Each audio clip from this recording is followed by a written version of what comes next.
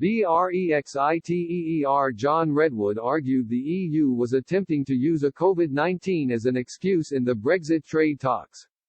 Tory MP John Redwood raged at the EU for attempting to use the coronavirus pandemic as an excuse for their stance in the Brexit trade talks with the UK.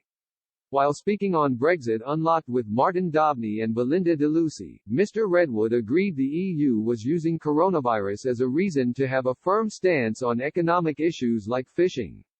However, he said this could work in the UK's favour as the stakes are now higher for the EU, who he thinks will suffer following Brexit, especially if there is no deal. Mr. DeLucy said, COVID has influenced the negotiations at the moment.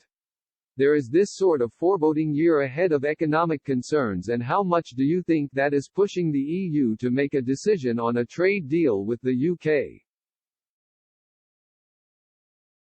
Europeans across the continent have said they are keen on a trade deal, but Michel Barnier keeps putting in obstacles. Emmanuel Macron and Barnier have both been saying they are not going to sacrifice the French fishermen.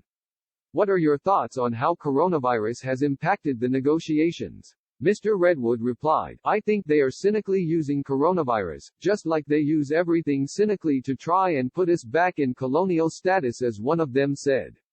I think they are saying, both to themselves and to us, look, the policies to do with COVID-19 have done a lot of damage on both sides of the channel and we don't want to do any more damage.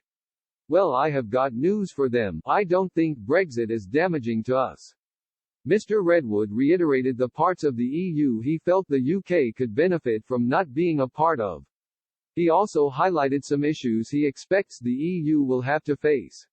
He said, I think the EU single market and customs union membership has been pretty damaging to us, which is why I wanted to get out of it.